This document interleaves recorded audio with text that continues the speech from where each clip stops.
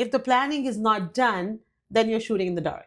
But there's a variety of planning that we have to do to kind of minimize whatever tax there is to get Right. the maximum out to their family and who they want to have it. The time will come and there will be so much tax. So you can use all those strategies. Yeah. Okay, I want to be able to control timing as much as possible of being able to take on tax.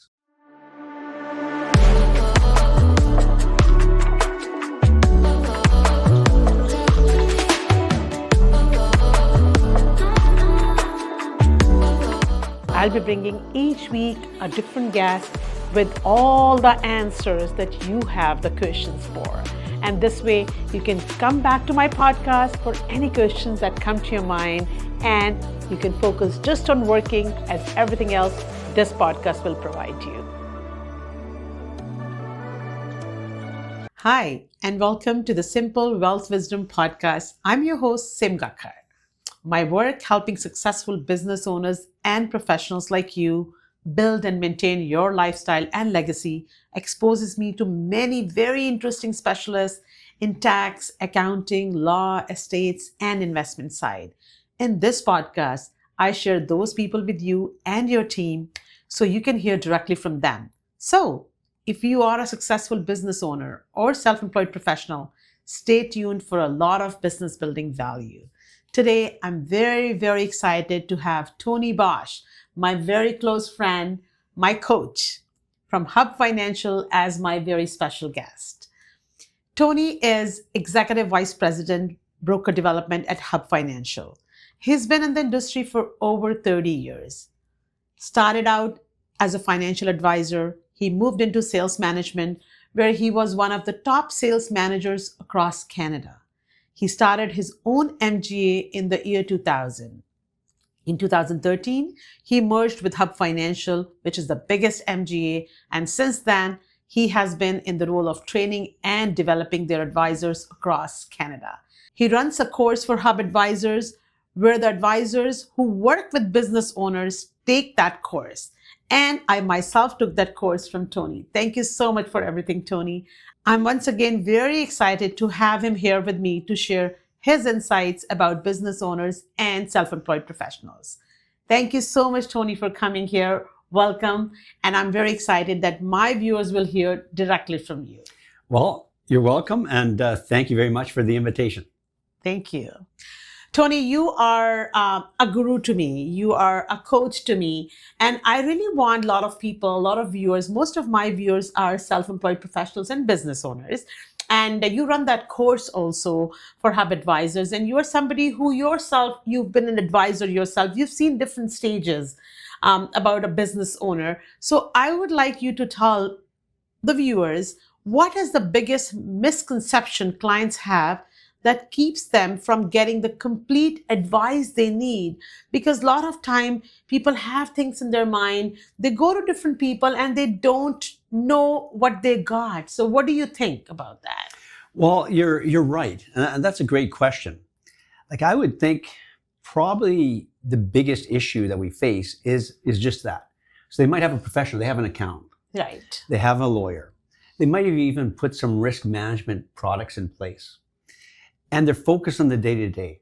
But if they have a really good financial advisor, what they can do is that person can lead them through a process, which really helps them decide or would be a better word, to really define what's truly important in their lives and what they want to accomplish in the medium and long term as well. Right. And they can start to do the planning today, having those things in mind that are going to be out in the future. And the earlier you start doing that, the better off you're going to be. Wow. I want you to specify a little bit more about today, because a lot of people think today is when they're young or today is when they're old. So what do you think that today is? Today is Today. Right now, right? It doesn't matter what age you are. The past is the past. You have to start doing the planning today. Yeah.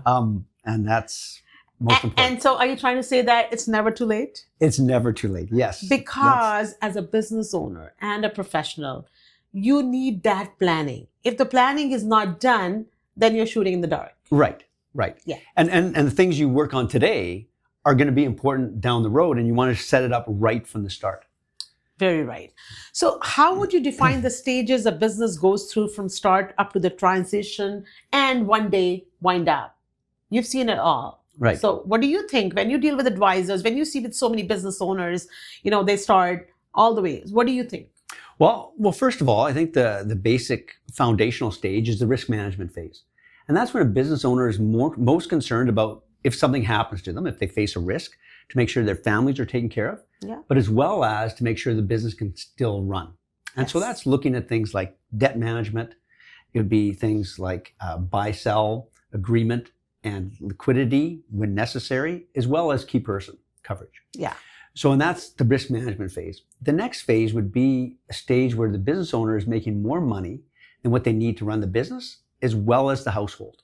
Yeah. And at that point, there's a lot of opportunities to do planning within the corporation in order to maximize the value for themselves, for their family, and what they want to accomplish. And then the third stage is the succession or transition stage, where they, maybe they want to wind up the company, maybe they want to sell it, maybe they want to transition it to the next generation. But there's a variety of planning that we have to do to kind of minimize whatever tax there is to get the maximum out to their family and who they want to have it, as well as we need to make sure that it's structured properly legally. And a financial advisor can help them kind of work through all those scenarios and work with their professionals to make sure it's done properly and correctly. So what you're suggesting, everyone, is that they should have a proper advisor, just like they have a nice accountant for their accounting. They have lawyers for their wills and powers of attorneys. They have nice doctors for whatever to take care of their health. They should have a proper financial advisors for the different stages of development of their business. And I would like to repeat and tell everyone, as Tony said, that when you start the business, the risk is that you're protecting yourself. You want to save in case something happens to you. There should be somebody who takes care of the business. And then Tony said the time comes when you start making more money. And then that money has to be taken out from the corporation in the most tax efficient manner, or even if it's sitting in the corporation, you want it to grow properly so that more stays with you. And there are the ways you can do that, as Tony said. And then the time comes when you want to relax, you've worked enough, and that's the time you want to pass it on to the next generation. And at that time also, if you've done the planning at the right time, which Tony says is today, there's a lot of tax that you can save on that. Thank you, Tony. I love that, how you shared that and the way you made it so simple. Can you describe the fundamentals of Tax Act that a business owner needs to understand? Okay, well, that's a good question. To the tax. That's a good question. As you know, I'm not a person that likes to dive into the nuances. I'm more looking at the bigger picture. But I do think that there's key things that we have to understand about the Tax Act. It changes all the time, but there's basic concepts within the Tax Act that we can understand. And first of all, since 2006, we have to understand that the goal of the government was to have a fair taxation system and to really work on the concept of integration. Yeah. And so the concept of integration is one whereby if you spend $1 personally, it should have been taxed the same, regardless of how you earned that dollar, whether you took it out as salary or whether it was earned. Took it out as dividends, where a corporation paid tax on it and then pays out as dividend, and you pay tax, but that final dollar should have been taxed the same. Yeah. So integration is the foundation. And because of integration, when you don't pay money personally, when you don't pay a dividend out of your corporation, that corporation is getting a deferral. And that deferral is very substantial. So it can be, on the first 500,000, around 40, 42%, depending on what province you live in. And even if you earn over 500,000, you're looking at around a 27% deferral. So if you don't need that money personally, it makes sense to keep it within the corporation. Now that's active business income. And the reason why active business income receives that deferral is because it allows a business to continue growing, to continue investing in that business. That's good for the economy. It's good for employment. So it's healthy. But what they discourage is, maybe we should step back. For business owner, it's important to diversify. So they normally want to diversify into other assets within the corporation that are not directly involved in the active business income, which would be called passive. It creates passive income. Now 50.7%, 50.17% tax on the passive income. Exactly. Exactly. As well as it can potentially erode your small business deduction. Yes. If it is over 50,000, I guess? Yes, it starts to erode it. So as you can see, they're trying to discourage Yeah. passive income. So that's the challenge that we have to work with and we have to plan with, because it doesn't make sense to pay it out personally, but then what you're starting to earn on that can be a negative. Yeah. So that's where we have to do our planning. And that's where a good planner can help you work through it and find the best options to eliminate that tax or mitigate it as much as possible. And then the third component, or the fourth component actually, is the capital dividend account. Now, Yes. we're used to dividends. We know they're taxed, but there is an opportunity to get tax-free dividends. Now, there's not a lot of things that generate tax-free dividends. It would be the non-taxable part of capital gains, but more, I guess, something that's quite significant in planning is that life insurance owned by a corporation, with the beneficiary being the corporation, pays into the corporation tax-free, credits the capital dividend account, and allows them to pull that money out tax-free. Yes. Now, when we first think about it, it doesn't sound that exciting, right? It's life insurance. Who wants to benefit only when you pass away? So how does this work? But you think about it. If you buy life insurance, and if you buy a type that you can invest more into it, and it grows over time. So let's assume you start something when you're 35 or 40, 45. And it grows till you're age 85. So that 1 million you've invested into this life insurance, and by the time you're age 85, it's worth 4 million. Yeah, let's assume 1 million is the face amount. Right, 1 million is the face amount. And that 4 million pays in the corporation, and the full amount, not just the 1 million, but the full amount credits the capital dividend and allows the remaining shareholders to pay it out tax-free. So that principle really gives us the key to some planning opportunities for the business owner. Which is very right. And all this planning falls apart because this is due to what Tony said, is that you can do this with insurance, because insurance has capital dividend account that they can use that. But if you're not insurable, then you can do nothing. Right. So the time is today, because today you are youngest and the healthiest. And that's the time, if you do all these plannings at this stage of your life, when the business is growing, you're growing. I say it in almost every podcast that you should definitely do the planning as you grow. Everything else is growing with you as well. And as Tony said, that the time will come and there will be so much tax. So you can use all those strategies if everything is in place, because insurance can actually help you save a lot of tax. So Tony, this is very useful for business owners and self-employed professionals. What are the key planning principles that come from this understanding of the Tax Act? Yeah, well, I would summarize them as three different ones. Mm-hmm. So first of all, the low-hanging fruit, the most basic ones are to use the corporation to buy things that you would need. Okay, so buy, if you can use corporate dollars, whether it's tax deductible by the corporation, or even if it's taxed but at this lower rate, it makes sense to use the corporation to buy things. Like, can you give an example, please? Yeah, so for instance, some simple things, like even topping up your group plan with extended healthcare and dental. You can do that in a very cost-effective way by putting it through the corporation. Yeah. There's things like critical illness insurance. There's ways that we can structure with the corporation that has some tax advantages. So you might want to explore that, as well as disability insurance. And for sure, as we've talked a little bit about already, life insurance makes a lot of sense. So it's really a matter to sit down with a financial planner that really understands the nuances and where to structure this planning, because it can make a huge, significant difference in how cost effective it is. So that's the first point. Right. Now, as you move into stage 2, as we've talked about, the thing is that when you build assets within your corporation, we know about this layer of tax, the 50.17, as well as the erosion. So it's really important to develop a portfolio that's tax efficient. Mm-hmm. And when tax efficiency, and if you think about it, I like to give you this example. Mm-hmm. So if I offer you 2 investment portfolios, so one generates 10% rate of return. Okay. And the other one generates 6% rate of return. If I am a regular person, I like 10%. You like 10%. Yes. And with only that information, that's what we're going to pick. That's what, with only that information. With only that information. But let me add this information for you. So let's assume that first portfolio that generates 10%, but when I use it for what I want it to do for me, so let's say generate retirement income. So let's say it generates $100,000 retirement income for the rest of my life. Yeah. But at the end, zero. There's nothing left. Or the second portfolio was only getting 6%. But let's say in the end, what it was able to do is generate $100,000 per year for the rest of my life and leave my family $3 million. Which one would you choose now?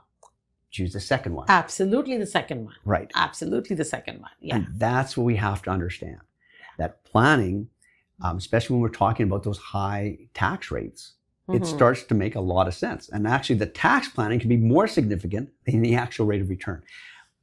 But what we want to do is we want to look at a variety of assets, look at the way they're taxed and their performance to make sure we maximize how that portfolio can perform to create what you want for you, your family, your estate. And that's the planning there. And then the third one is really related to that, and that's succession planning. And so as you move to succession planning, you think our ultimate goal for the business owner is if you can pay out to your estate capital dividends versus tax dividends, that's going to make a significant difference. Say it once again. So if you can pay out tax-free dividends rather than taxed dividends, it's going to make a significant impact. So that's a big part of our role as advisors, or your role as an advisor, is how can we create as much capital dividends as possible and have less taxable dividends? And proper planning can do that for you. Very good. Tony, are you able to give an example for my viewers? Let's say somebody owns a business and they have, let's make it as a simple figure of 100,000 retained earnings, that they don't need it for the business, they don't need it for their own lifestyle. And then the retained earnings are sitting and they come to me and they say, Sim, I don't need to take it for my lifestyle. I'm going to invest it with a bank in mutual funds. Okay. And then I say, you know what? Each year, if you're going to have 100,000, why don't you invest it in a policy where everything will grow tax-free till the time you take it out, because you don't need it right now. Right. So what would be the difference for them? If you just want to explain it to the viewers about that. Okay. Well, investing in a good portfolio, like a mutual fund portfolio, can be very positive. Yeah. Okay. So it's positive. You get your rate of return, you get tax, and sometimes it can be relatively tax efficient. But what do you get? You also get volatility. Yeah. Sometimes you can't control the tax treatment and it could affect other things. So one might... You get a T5. Yeah, you get a T5 and all of a sudden that can start to push your income, and you had some other returns and other assets, and all of a sudden now you didn't make any money, you lost money because of higher taxation. Yeah. So because of higher taxation, you lost money. This has to be underlined. Yeah. To me, we're looking at, and the other key thing for a business owner, and the way I think about it, it's control. Yeah. Okay. I want to be able to control timing as much as possible of being able to take on tax. Right. And gains. Right. And I want to be able to, look at losses. But one of the things, if you reposition that into insurance policy. Right. And first of all, you don't have the volatility. And if it's for long-term money, it's going to have a good, solid, long-term rate of return without the volatility. And it's going to sidestep those three aspects of tax. Number one is the first area, we had that deferral. Yeah. Right. So we got that deferred. We haven't paid that full level of tax on it. Yeah. Yet. Second thing is that as it's growing, it hasn't been taxed. So we've sized up that 50.17, and we've also not had it affect the erosion of our small business deduction. And then upon death, pays CDA. out tax-free through the CDA. We sidestep that 40 to 47% level of taxation. So when you look at the benefits of that, it can be amazing, right? No volatility. Yeah. Eliminate taxation, and it goes to the people you want and the people you love. This is so amazing. And that's the time, a lot of time people think that money sitting in, I would like you to actually talk a little bit more about that if somebody says, oh, I've got 100,000 sitting in my bank, in my mutual funds, and when I go to my online banking, I see 100,000. But when I put that money in a policy, in the first year or second year, my 100,000, I get a statement, shows the cash value of 80,000. My money hasn't grown. This question has come up many times, but there's a death benefit attached. So if they look at it, the time comes when cash value is a lot more than what you've put in, and it continues forever.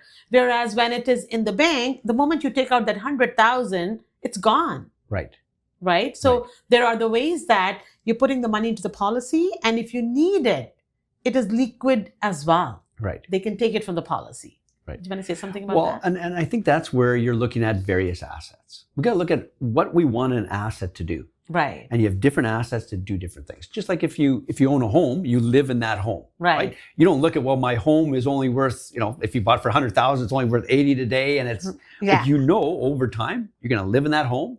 What is it going to create for you? And what is the long-term rate of return? You know what that's going to be generally, right? It's going to go up.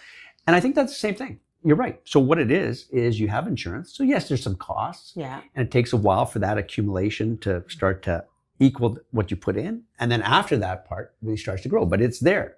If something happens, tax-free money pays out immediately when you need it. Even in the first year, even after the day policy is placed, the next day. Right. Yeah. Right. So you have that. You know it's going to grow over time. And hopefully you live to, like 100 years old. And then you're going to see the benefits of what it's done. So you have to understand the asset, what the purpose of the asset is, and where it fits within your plan.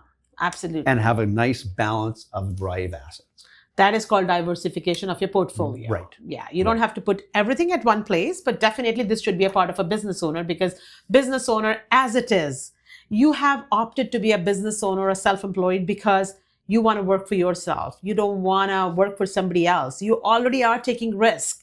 So now put that risk on somebody else's shoulder. Let insurance company take care of that risk, and you keep working to grow your business. Am I right? Yes, perfect. Thanks.